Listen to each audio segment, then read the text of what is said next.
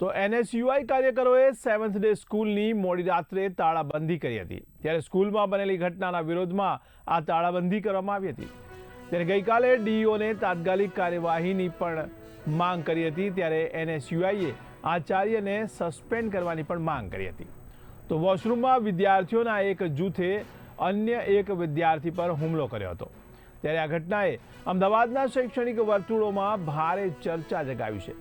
ત્યારે શું શાળાઓ વિદ્યાર્થીઓ માટે સાચે જ સુરક્ષિત રહી છે ખરા, તેવા પણ પ્રશ્નો હવે ઉઠી રહ્યા છે।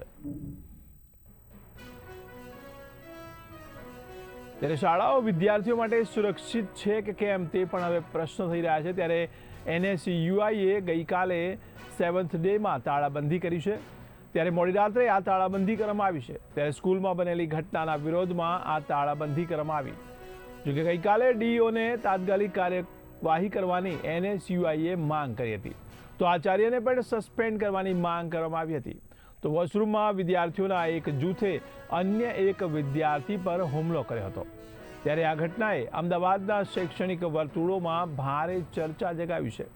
તો શું શાળાઓ વિદ્યાર્થીઓ માટે સાચે જ સુરક્ષિત રહી છે કે કેમ, તેવા પણ હવે સવાલો ઉઠી રહ્યા છે।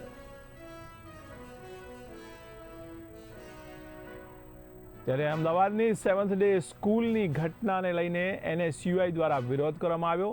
ત્યારે મોડી રાત્રે એનએસયુઆઈએ તાળાબંધી કરી છે।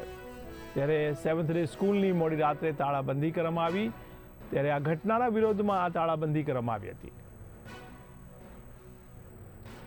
તમારા સહયોગી દક્ષા જોડાઈ ગયા છે ફોન લાઈનથી। જી દક્ષા, ત્યારે એનએસયુઆઈ દ્વારા વિરોધ કરવામાં આવી રહ્યો છે, તેને લઈને આપ શું કહેશો?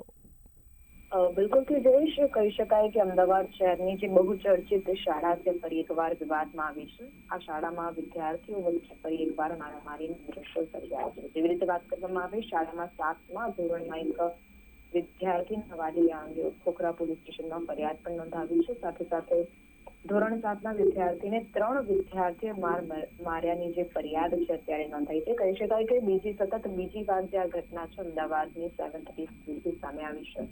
ખોખરા વિસ્તાર સ્થિત સેવન્થ ડે સ્કૂલમાં ફરી એકવાર જે મારામારીનો બનાવ છે તે સામે આવ્યો છે, જેને લઈને સેવન્થ ડે સ્કૂલની જે વિદ્યાર્થીઓ ના અનુશાસનને લઈને અનેક પ્રકારના જે સવાલો છે અત્યારે ઉભા થઈ રહ્યા છે। શાળાના 4 જે વિદ્યાર્થીઓ છે તેઓની વચ્ચે બાથરૂમમાં મારામારી થઈ હોવાનું પણ સ્પષ્ટ થઈ રહ્યું છે। ત્યારે કહી શકાય કે અમદાવાદ ખાતે શિક્ષણના ધામમાં દાખાવાળીના દ્રશ્યો અત્યારે સામે આવી રહ્યા છે। જી જયેશ।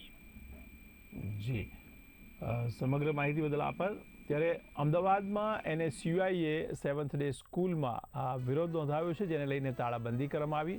ત્યારે ઘટનાના વિરોધમાં આ તાળાબંધી કરવામાં આવી છે। ત્યારે ડીઈઓને પણ ગઈકાલે કાર્યવાહી કરવાની માંગ કરી હતી। ત્યારે એનએસયુઆઈએ આચાર્યને સસ્પેન્ડ કરવાની પણ માંગ કરી છે।